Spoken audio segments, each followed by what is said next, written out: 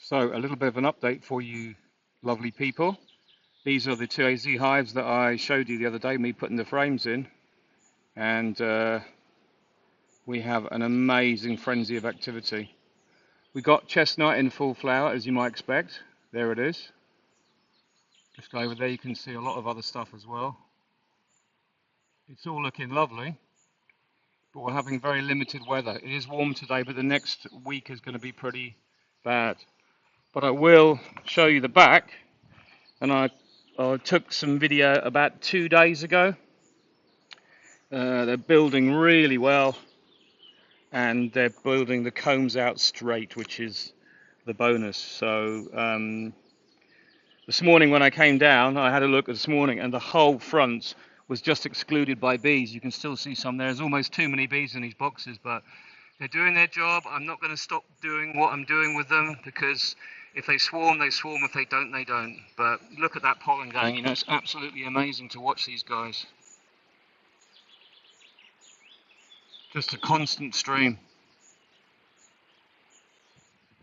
So back to the work in hand. So today I'm preparing some nucleus boxes. There's some 6-frame Dadant Nucs to go under my Mini Plus hives.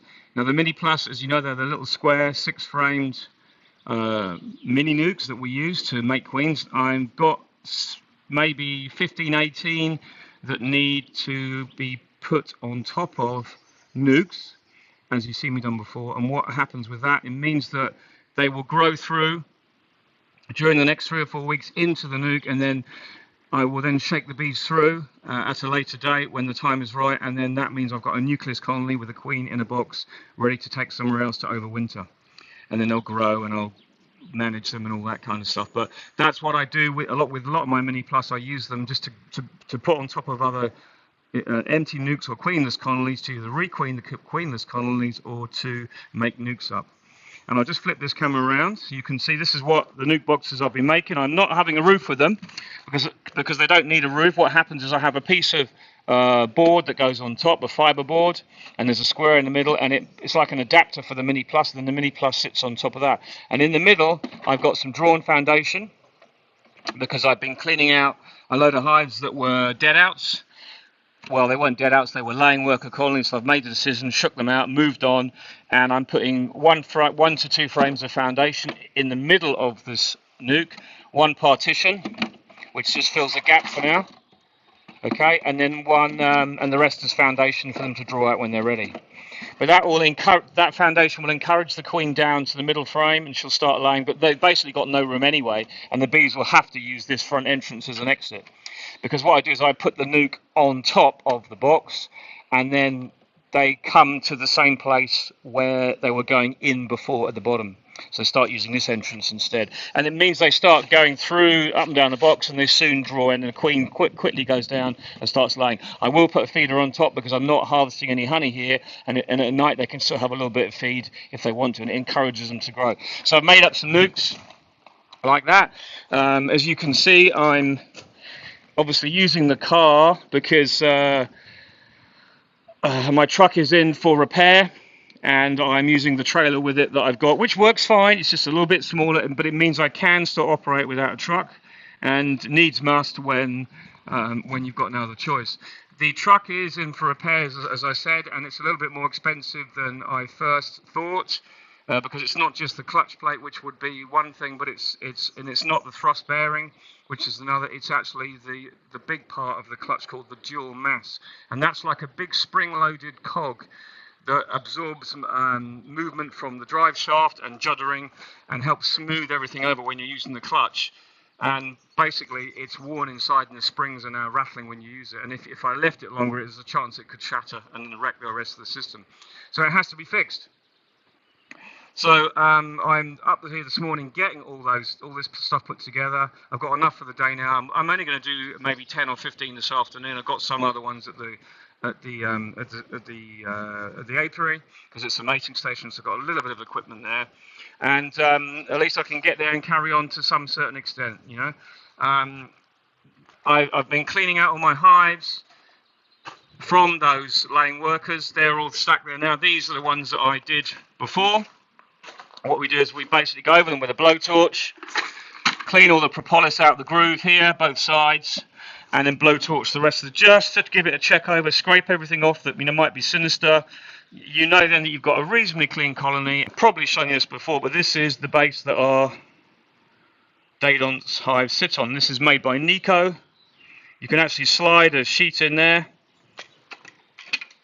You can see at the back there's the groove where you can slide a sheet in there to close off over the winter or to monitor varroa drop. But it is an open mesh floor, and these bases are really kind of, you know, most people use these in France if you don't know that. And there's the site Nico. I'm not just giving them a free shout out because everybody knows how good they are over here. We use them all the time. I mean, it's what we base our beekeeping on. What I do is I scrape them all off into a bin, and I just go over with some bleach, just brushing the bleach in, and then I leave the bleach in there for you know, a good 4 or 5 hours, and that's as clean as we need to get it at this time of year. You know, you can't do much more. They wash these. Why these Nico bases are brilliant for us, because when you want to clean a hive up, you're a bit worried about it. Maybe there's something like some, you know, possible EFB. It may not have been. You think, well, I just want to make sure I've got that whole hive clean. You can really clean those bases with bleach really well, you know. So these hives are being cleaned. These are waiting to be reassembled. When the bases are washed, they'll then sit back on the bases, and I put them all back together with the roofs. It's like a disassembly and then a reassembly. It's the classic moving things from A to B. It's what we have to do in beekeeping. It's the same old thing, you know.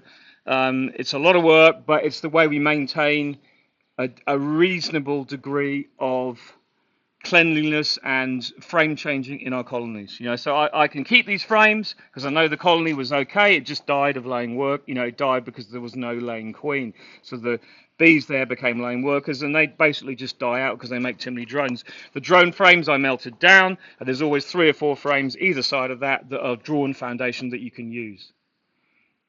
So it's all good. It's just organising material all the time. So I'm off now to the apiary. Well, now I've got all my mini nucs to put some of these nucs under the mini nucs so they can grow through in the flow, which is lovely now. We've got the sunshine. The next few days look very pretty rainy though, and a bit cooler. So it's all a bit here or there. I'm not sure whether we're going to get any real nectar this year. You know, I don't know whether I'm going to have to go back to my other job. It's all a bit very worrying, very stressful with bills like that truck. Which I have to get done. You can't not have a clutch on a truck. It becomes very difficult if it goes, and if it breaks down when you're out, it's not even worth thinking about. But you know, it is what it is. It's got to be fixed. So onwards and upwards. So let's get out to the apiary this afternoon and get this done. So back up a little bit of a mating station here, the new one I did this year, where the grass is growing like Billy-O still. I'll just show you this nuc. This is the nuc I'm on about. This is the kind of nucleus colonies that I need to put some space on it, because you see how packed they are, full of bees. It's exactly what I'm on about. So this one is going to get a nuc now. So I'm going to get a nucleus con, put this underneath and put that on top, and you'll see how I do it. So the procedure for this is pretty simple. You basically lift off your Mini Plus, put it on the floor, you grab your nuc box. You always want to try and orientate the front to where it was before. Sometimes it's tricky to get it to stick on, so that's going to be able to do like that. But they'll find that no problem. Check the door's got everything clear from it. And then what I do is I just literally take off the bottom. I could find my hive tool, here it is. You take off the bottom, which is full of bees as well, and you simply do that. So the bees now will have to find their way back in. That frees me up another base, so I can use that for the next load. And the bees will start growing now, and they'll find their way back in through there. See how they're already flying back to this part? But I shook these off here because obviously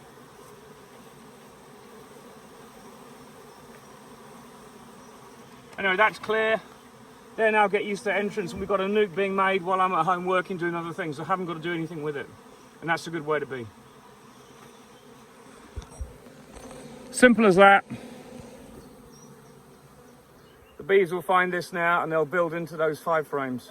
Because I blanked one off, don't forget. So this is the kind of thing you're looking for when you pick up the top off the feeder. You can see it's full of bees, but also you look inside and you've got lovely frames of brood in here. And there's absolutely no space for the bees. Well, there's a tiny bit of space, but basically you've got really nice brood patterns here and a mixture of larvae. You do get not complete brood when they're young queens, because you need to really have a flash hatching, and then they need extra space before they really lay good patterns. So she's laying a good pattern for what I'd expect, because when they start, they often do a little bit here and a little bit there amongst different frames. So you get it a little bit fragmented. And also there was pollen in the frames I've had to use first. But that's the kind of thing I'm talking about. Lovely nukes like that. I wish they were all like this. I've got a few laying workers that I've got to shake out. I've only been through like just random few. I know the first 9 at the top here, these are the ones that need nukes quickly. And I've got all those down there that will probably need transferring as well. So it's just doing the best I can while I'm here with the gear I've got. So it's not always easy, it's not ideal, but it works. That's the main thing, you know. All the time I'm building to try and get a better system here, and I think I'm going to go to 2 mini plus per trestle per station, and that will give a little bit more room and less intense area. It just makes it easier for me putting nukes on afterwards.